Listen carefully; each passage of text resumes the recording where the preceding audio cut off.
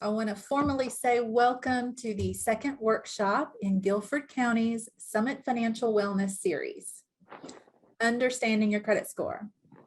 My name is Lindy Fuller. I'm presenting today and sharing some important information on how you can not only understand, but also improve that credit score. Now, my colleague James will be typing and responding in the chat, but understand that we are going to have some Q&A towards the end, and he will be sure to make sure that all of your questions get addressed. And then if there's time and you want to, we can use the feature at the bottom of your screen to see. Mine is in the More section and is reactions, where you can raise your hand. So we'll do that towards the end, and then if you want to, you can get called on and we can talk, okay? There are so many of us here today. We're going to play it that way. All right. Let's get started. Oh, real briefly too, if you haven't introduced yourself in the chat yet, please do that so that you get credit for attendance today. That's real important. If you're not at least in the chat, then we're going to hopefully be able to tell in a couple of the polls that we're doing that you've participated so that you get credit. All right, Guilford County team, understanding your credit score. So this morning, we're just going to give you an overview here. And that is understanding your credit report basics, your credit score, what hurts and what heals your credit inquiry types, some valuable tips, as well as some next steps. So in each of those things that we talk about, you will hopefully find some value today.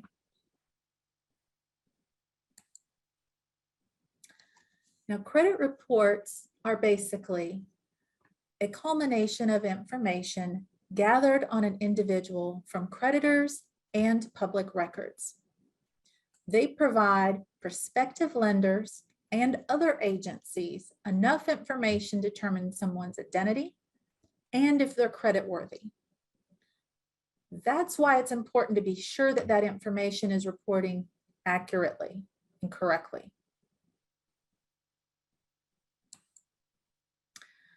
So checking your report for accuracy is important, but you don't want to limit that checking it to yourself. If you are a parent or a guardian, you want to also help those in your home check their credit reports as well. Your kids and maybe your aged parents, if you're helping take care of them, are special targets for fraud in this day and age. So we want both our children and our elderly to be protected. And if you can help them do that, that would be wise. I have seen in my career elder abuse in that way. And some kids, they'll be 18 and would not have had established credit, but ultimately found out that their relative took it upon themselves to use their clean record. And that changes everything for somebody from the get-go.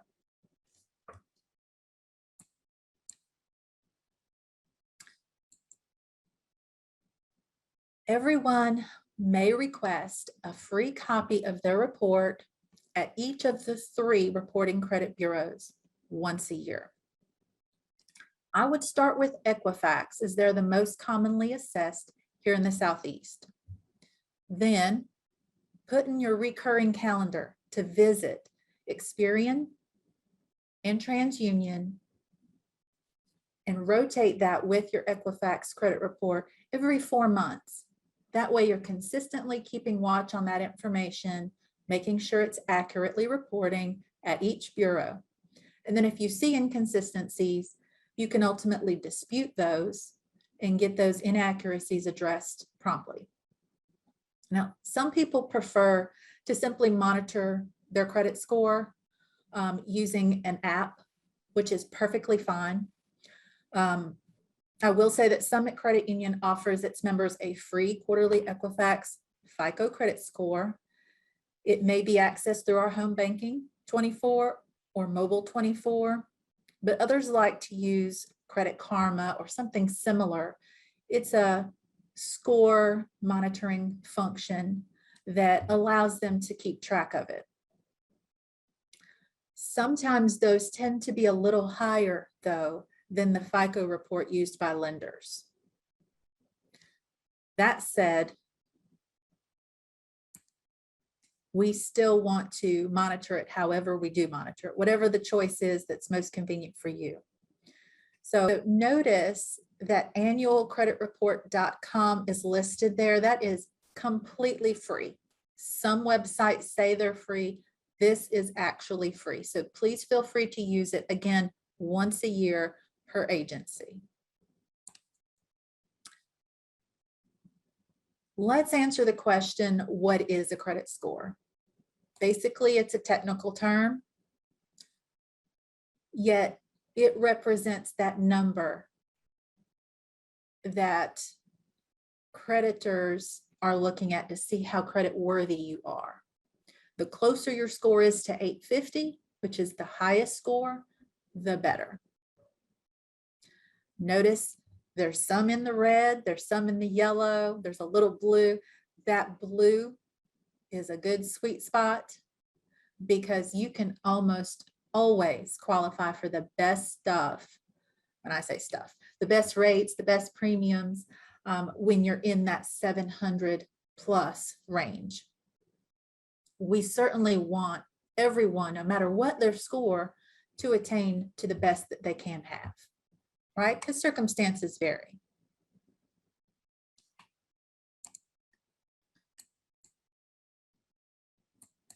Now, ultimately, you want a high credit score because you want your insurance and your utility companies to give you the best premiums. You want employers to give you the edge in getting that coveted position, and they might be looking at your credit. More obviously, you want the best rates and terms from a lender. If you're buying a home or trying to get a new car, a visa, who knows what, whatever it is you might have to apply for, you want that to have the best term for you. So ultimately, it's not what's in your wallet as much as it is how your credit score affects your wallet. So let's talk specifics. Looking at this example of auto loan rates for a $25,000 60-month auto loan, I want you to notice the difference in savings on that vehicle's monthly payment and interest paid over the life of the loan. Our Credit Builder auto loans are half the rate offered to members that might otherwise be denied or resort to using predatory lenders. So, do you think that credit score matters? Yeah. The same is true for mortgage loans. The better your score and overall credit worthiness, the better your monthly payment. This sample mortgage illustrates how you can end up paying more than double in loan interest for the same property when you compare A+ credit to C credit.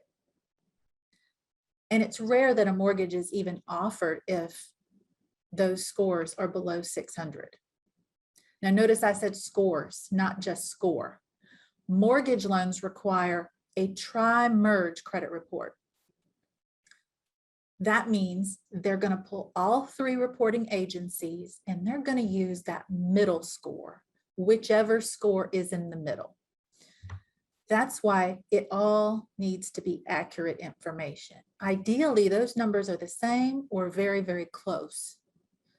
And if you are applying jointly, they're going to use whoever's middle score, that is either the primary or the joint member, whoever's middle score is lower.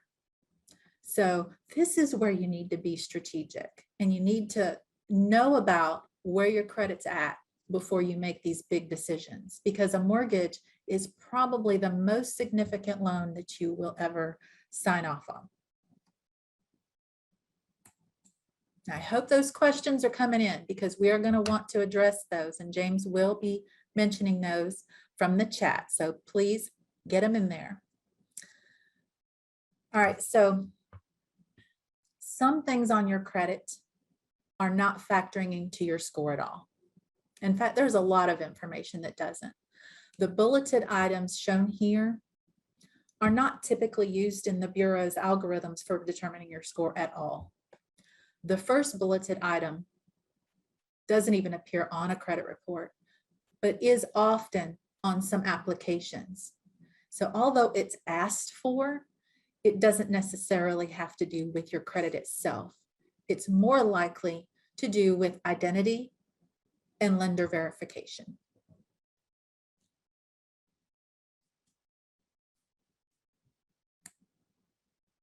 Make sure everyone gets an opportunity to review those real quick. Okay. Loan delinquency. Wow, it can be very painful. So lenders consider your loans delinquent the minute your payment is past due. But you could be late by a few days or weeks, even have a late fee. But your credit bureaus don't look at delinquency the same way. In fact, the pain starts with them once your loan becomes 30 days past due. Once that loan is reported current again, about 2/3 of those points that you had adjusted for the late payment actually are restored. But those remaining points take approximately 24 months or 2 years to be completely restored. They kind of drop off over time. Notice that your consumer loan points loss is maxed at 150. That's a good thing, specifically for those that might be late on multiple loans at one time. And we know life happens, so that could be an issue. Thankfully, there is that safety net of having 150 points per loan type blocked. I say blocked, capped. So what about mortgages and other items? Well, collections can vary for points lost. It's assumed that some types carry more weight than others, like unpaid medical collections compared to unpaid cable bills. Mortgage loan delinquency and foreclosure are much more painful. Many feel that once these happen, there's no way to recover, but I can assure you that's not true. The bulk of the points can be recovered after only 2 years or 24 months. Even those with bankruptcy in their past can apply and get approved for loans after 24 months, as long as there's no other negative factors appearing on their report. Now, that is a change from some years past. It used to be 3 and 4 years. So we are grateful in the lending community that credit reporting agencies have made it a little easier to recover from maybe some poor credit choices and or circumstantial things that have affected our credit.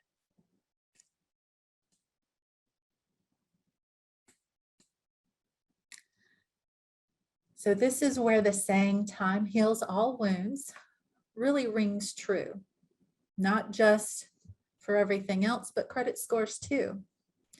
As the delinquency is brought current and time goes by, your credit score goes up. And after 48 months, credit scores can be completely restored. Even though negative history might be visible on your report, after 48 months, it's no longer affecting your score. In fact, those last 2 years, 25 to 48 months, it's very little.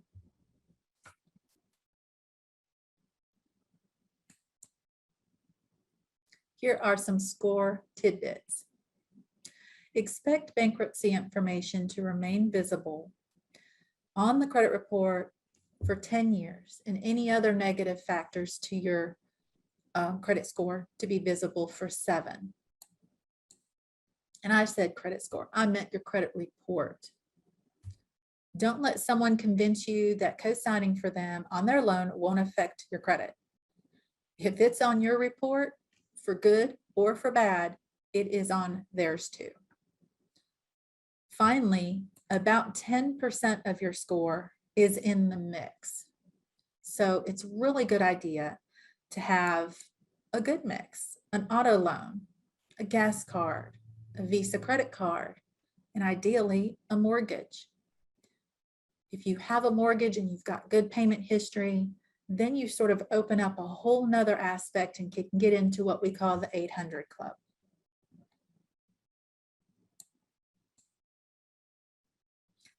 So let's talk inquiries. Credit reports show 2 years worth of inquiries. Soft inquiries, though, are the ones that don't affect your score at all. Some good examples of that might be lender pre-approval offers or your own personal credit checks. If you're applying for a new account, but not a new loan, that's done with a soft inquiry. Hard inquiries, though, do affect your score. Generally not much after 12 months at all. So 6 to 12 months. After that, even though you might see it on the report, it is not affecting your score at all.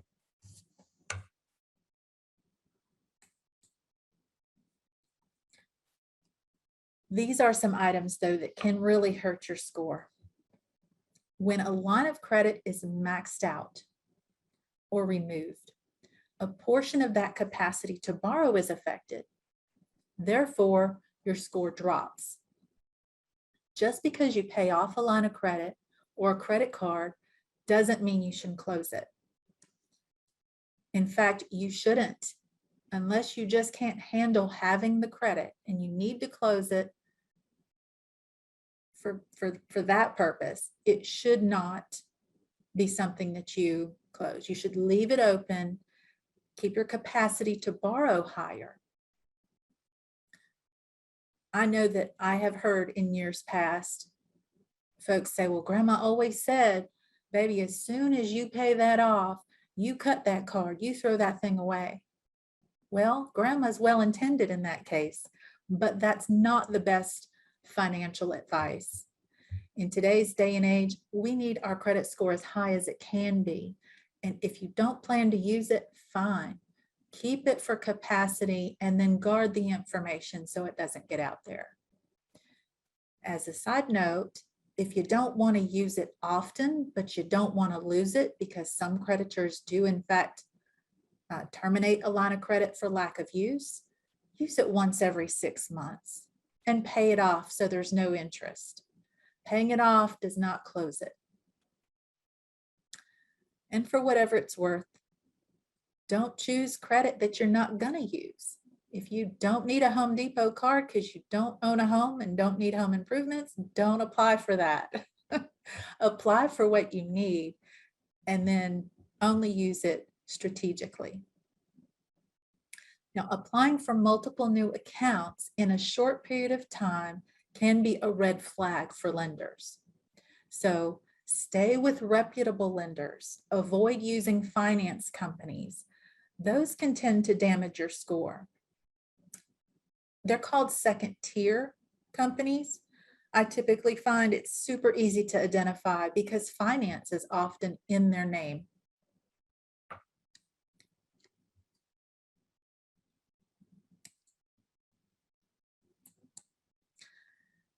So to impact your credit score dramatically, do this for 1 year. Focus on bringing your loans current if they're not already. Make payments on time, that is 29 days late or earlier, so that your credit report always reflects that it's paying as agreed. Pay down balances without closing lines of credit. And then don't keep applying for new credit that you don't need.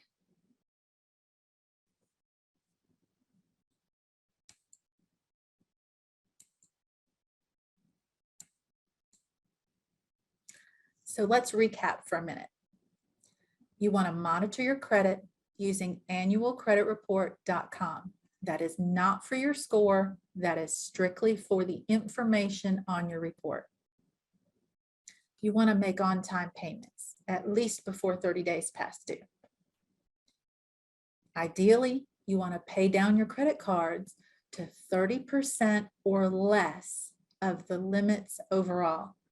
That gives you a nice capacity or available credit.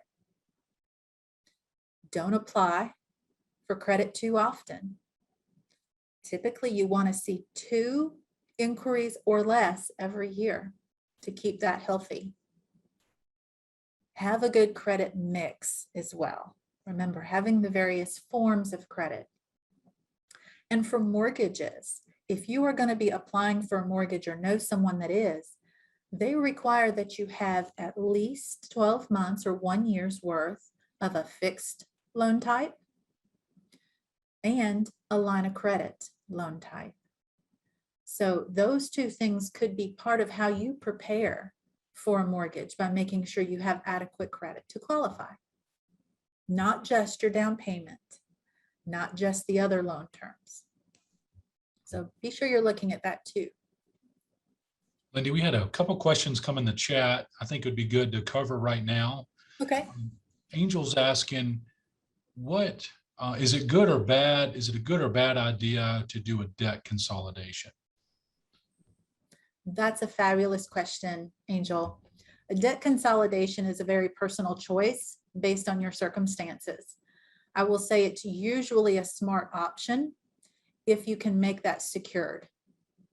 I call that a no-brainer consolidation. So if you can secure it by a home equity or by a vehicle, making it so that it's not just a signature loan, that's much more appealing to a lender and it gives you a lower interest rate. Ideally, that's good in general though, because it lowers your overall monthly payment and it makes your debt versus your income ratio much more easy to handle. It's not always a good thing though, especially if you keep doing that over time and you never really pay your balances down. You want to get in the habit of making sure that your balances are under control, because your overall debt over time is something that's paid attention to, not just by your lenders, but the bureaus as well. The credit reporting agencies really frown upon, and I see it more often than not with student loans.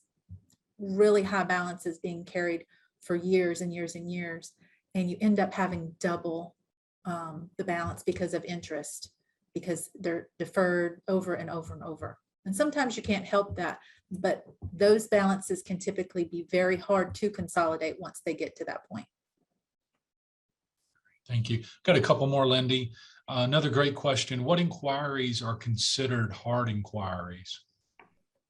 Hard inquiries are any loan that you might request, including line of credit increases. Some people sort of casually want to ask their lender, you know, what would it take if I up my limit, $500 or $1,000? Technically, you're asking for a loan by doing that. So that will cause a hard inquiry. Also, if you are shopping homeowners insurance or car insurance, anything like that, that's going to be a hard inquiry.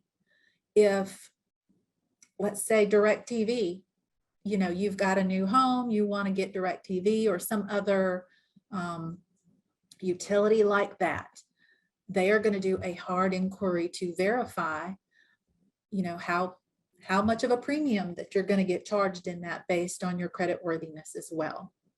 So those are hard inquiries. The soft inquiries are the ones you do yourself. And when you're applying for things like a membership or a new account somewhere that doesn't necessarily have a payment involved. So if you were to become a member with the credit union, we would do a soft pull credit report. And that's, again, mostly for verification of who you are and less about the credit. Sometimes we will use that information to help you. And we do that because that's what we're in the business of doing, people helping people. But ultimately, your hard inquiries are going to be because you want something that has to do with ultimately making a payment. Fantastic. Any tips for cleaning up collections, pay them in full, or any other suggestions? I do that very carefully because collections vary by points. You probably noticed on that screen it was 30 to 60 points for collections. We typically believe the medical ones have less weight, so those are closer to 30 when they hit versus 60 for something like a utility, or if someone has left their rental property early, if they had a balance, sometimes that will go to a collector. Those are going to be more weighty at 60 when they get there. But let's say you're cleaning that up and it's only been a few months. Well, your score is reflecting those points of being pulled real recently. If you want to take advantage of either disputing that or paying those things, it's a good time to do that while it's already affecting your score at its most. When you have to be a little more strategic about it is the old ones. If you're looking at something that's over 2 years old, I certainly would encourage you to pay it. We all want to get that monkey off our back, as it were, right? We don't want anyone looking, at us saying we owe, but at the same time, we want to be strategic, because if we're going to do an update of our collection, which paying it, we could very well update that whole process, and points will be reflected again as being pulled fresh, even if it says updated that it's paid in full. And that can be detrimental to our score. And if we're about to, do an auto loan or something, keep in mind your medical collections are not as weighty to a lender. If they're the other kind, though, if they are like that rental property, or like that, I see a bunch of Verizon, things of that nature too, those are going to have a little more weight. I probably want to get those done anyway, just because it may prevent me from getting what I want anyway in that loan application process. Just keep in mind, you want to ask for them to be removed if they're paid rather than updated. I can't tell you that they'll listen, but some do, some don't. I always ask, though, that those things be removed rather than updated, and hopefully that will prevent you from having additional points. Thank you. What's considered plenty of available credit? Oh, that's a fabulous question. Well, because we're looking at 30% or more being ideal, it really just depends on you. If you've got no lines of credit, then you have no available credit. So you got to start somewhere. In that case, I would maybe start with a $500 to $1,000 line of credit request, either a Visa or a personal line of credit that backs up your checking account. That way you're never going to have those nasty overdraft fees. But also keeping that available credit there, it basically taps in to a part of the mix in your credit score that wasn't available before. So 10% or less is super ideal, but 30% or less is what economists tell us. I should say the financial experts tell us that is recommended.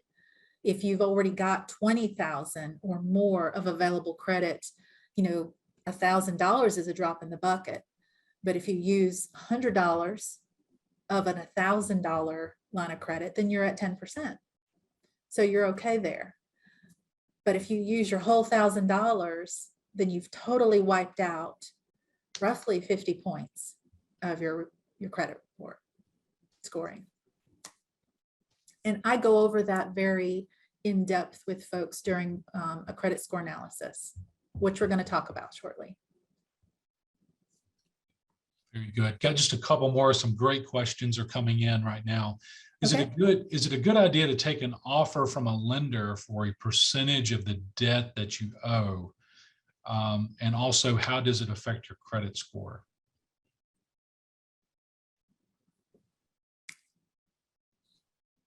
Well, earlier I mentioned finance companies. So I will say, depending on the offer and who the lender is.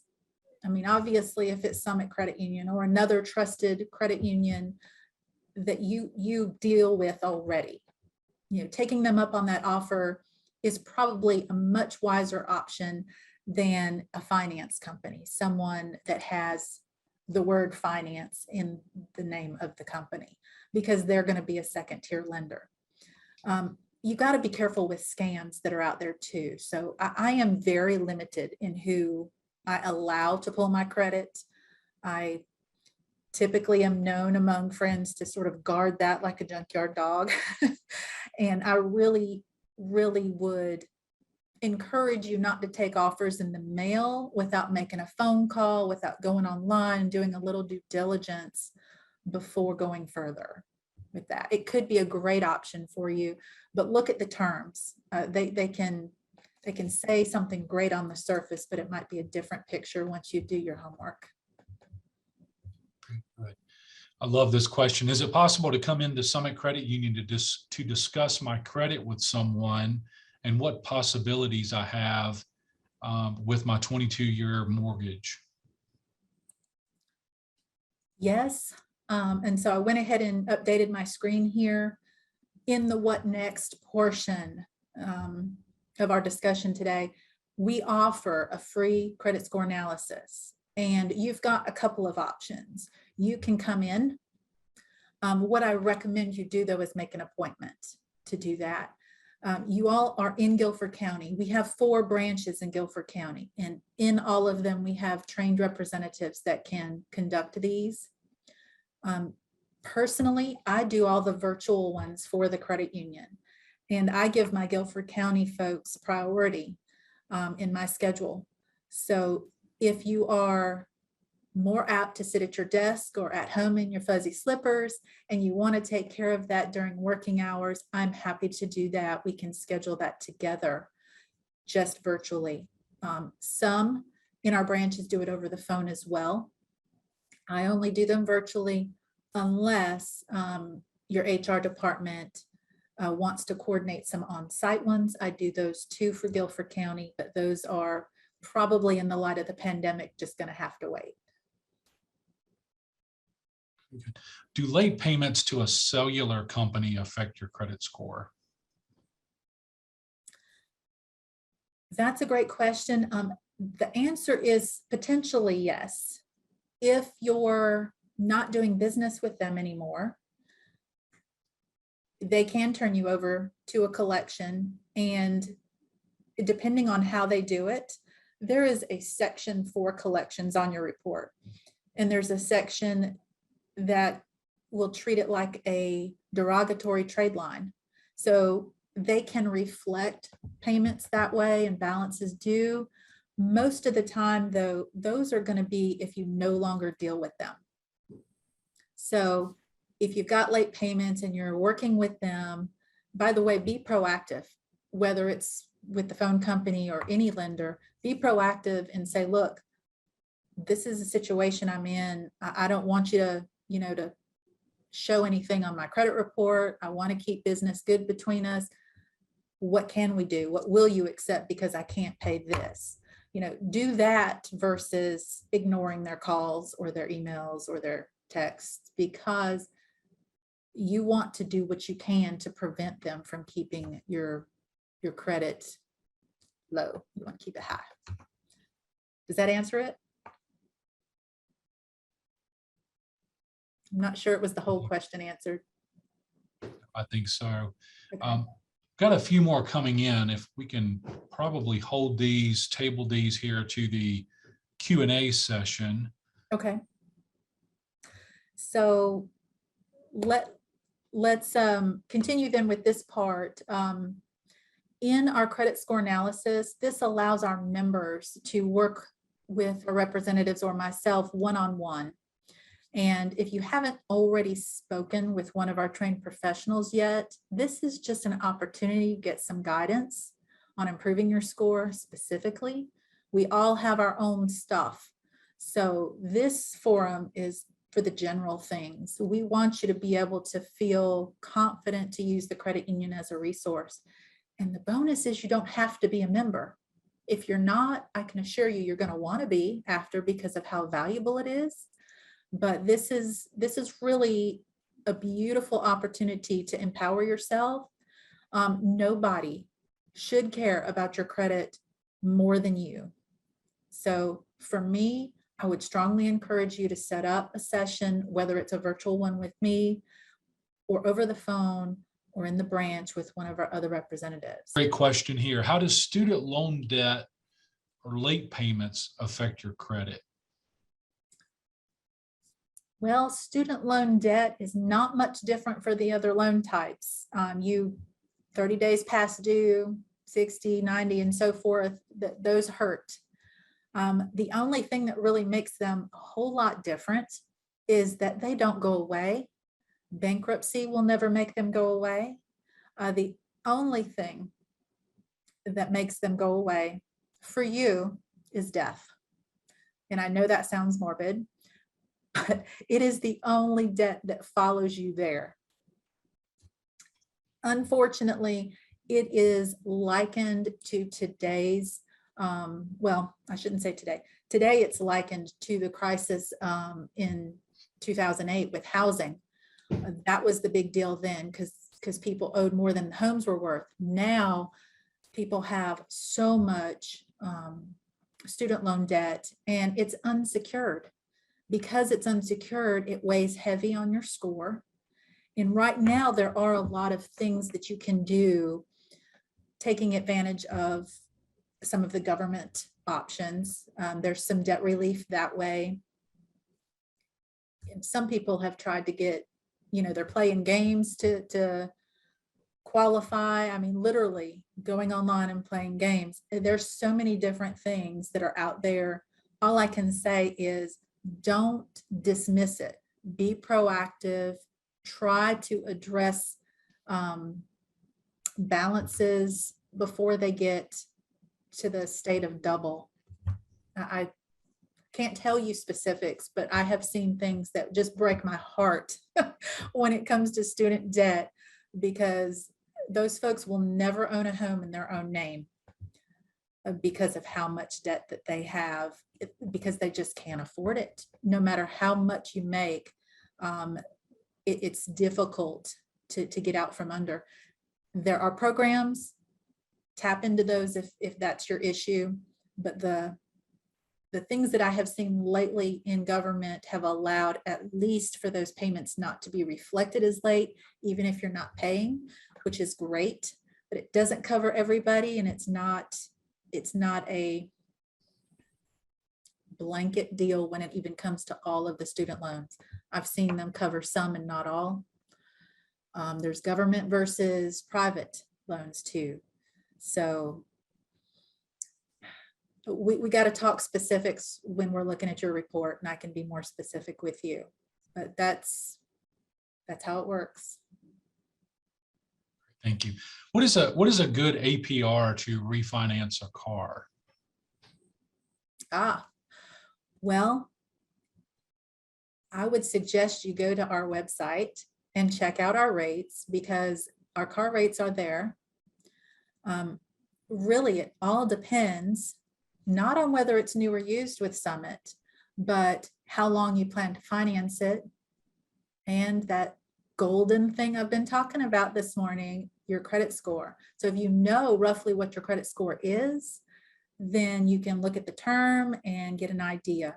We have a very competitive rate, but it is going to vary based on the term you choose, the balance of the loan, and your credit score. That's how it's determined.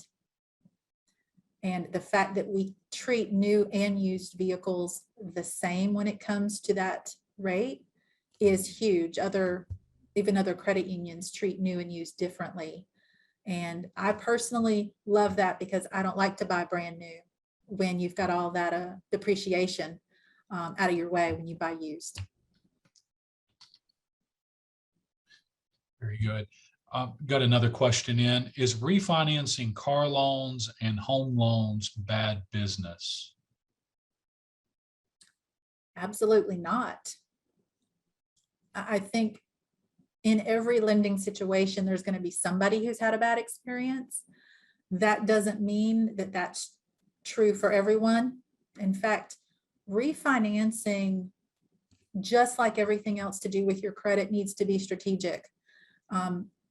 When it comes to mortgages, I have been told by our mortgage originators that you have to be careful about refinancing if you are not at least 1 point difference in your rate. For instance, if you've got a 4% or higher rate right now, it might be worth it to you to refinance because our 30-year mortgages are 3%, or less on some days.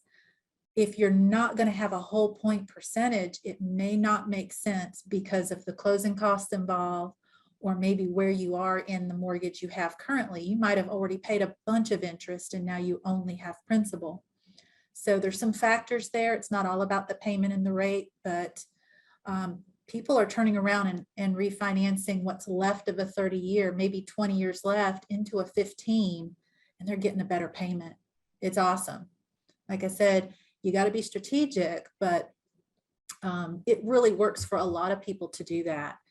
Cars, I recently refinanced my own vehicle because I had some circumstantial things change.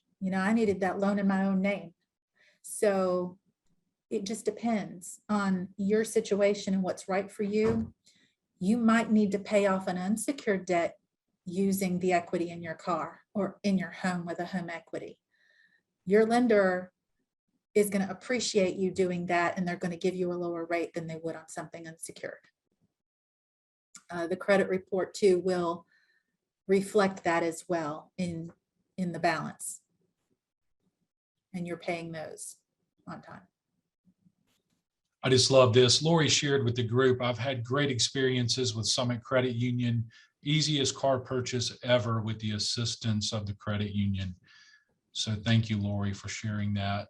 Wonderful. We have just a couple more questions, Lindy. I don't see anybody. We'll open it up if anybody has anything else, but let me see here.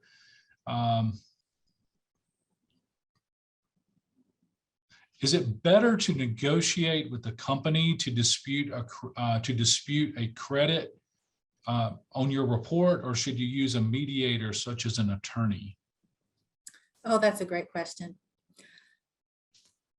I would encourage everyone to empower themselves. Don't pay someone else to do something you can do for yourself first. If at first you don't succeed, then with discretion, reach out to an appropriate attorney. There are people out there who are in the business of making money on folks that just don't want to handle it for themselves out of convenience, and they don't always know their stuff. I will give you an example. I am currently in the midst of trying to help a member out of state. They went through such a company to dispute some things, and lo and behold, we went to do their credit score analysis. They've been a member for years. They had nothing on their credit report. They white sheeted his credit report to the point 40-something-year-old man didn't have credit. That looked worse than what he had from 6 months prior. So we want it to be accurate. Even if it's ugly, we can fix ugly, but we can't recreate something when they get in there and they mess with your credit. I would strongly suggest, going back to annualcreditreport.com, looking at what you got. You can dispute anything that's inaccurate or that you don't agree with for some reason. They have to go back to the lender and they will force them to update. I think it's 30 to 60 days. I don't remember specifics, and it might be different from one agency to the next.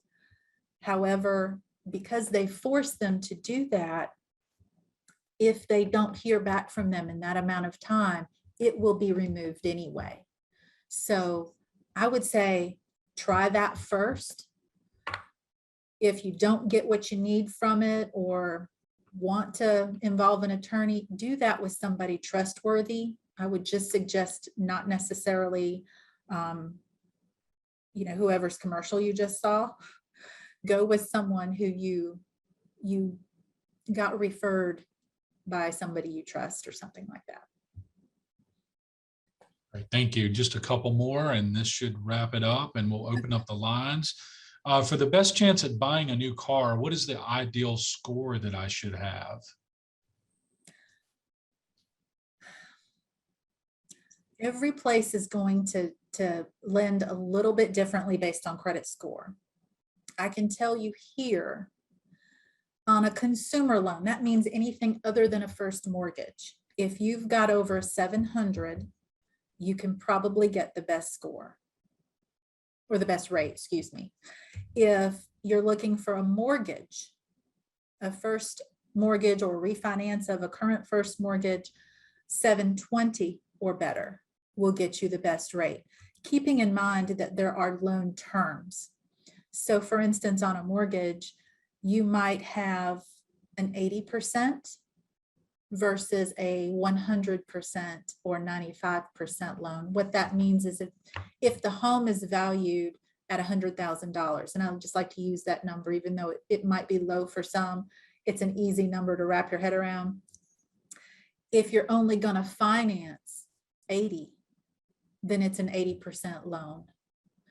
That means that you're putting 20% down, or you already have 20% worth of equity in the value of that home when it's appraised.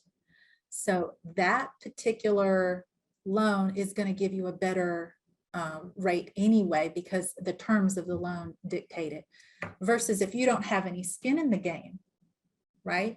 Or less skin in the game with a 95 or 100% loan. What is the difference between secure and unsecured credit?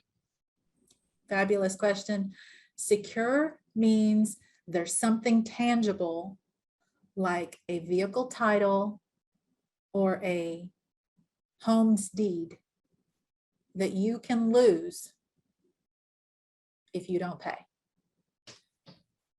That's secured. Now, there are some other types of secured loans, not that we do those here, but there are furniture companies. They are using the furniture as the collateral. There are also secured credit cards and secured personal loans. Those entail you actually having cash that you put in a savings account, and that we put a hold on it so that you can borrow against your own money in order to build or reestablish credit. Those are tangible things that you could lose if you don't pay. So consider it secured, is we are securing the collateral that you have put up, the title, the deed, the money. Versus unsecured, you just sign your name and it's all on your good name and credit history.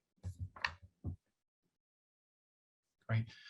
I get another one of our attendees asked, I get a free FICO credit scorecard with some of my creditors. Why do they show different scores? That's a great question. And ultimately the reason is because every creditor that you have may be reporting on a different day for that month. And some do every day, like Wells Fargo does every day. Summit Credit Union does not. We report once a month. Others report once every 2 or 3 months. Ideally, everyone would report the same, but that's obviously something that costs, or everyone would do it the same. So if we report, let's say, and I don't know the exact date, but if we report on the 15th of the month and Another place reports on the 20th of the month, and another place on the 30th of the month. It all depends on when that score was generated in order to take advantage of if you've made another payment or not in relation to those specific loans that are reporting on that credit report they're pulling it from.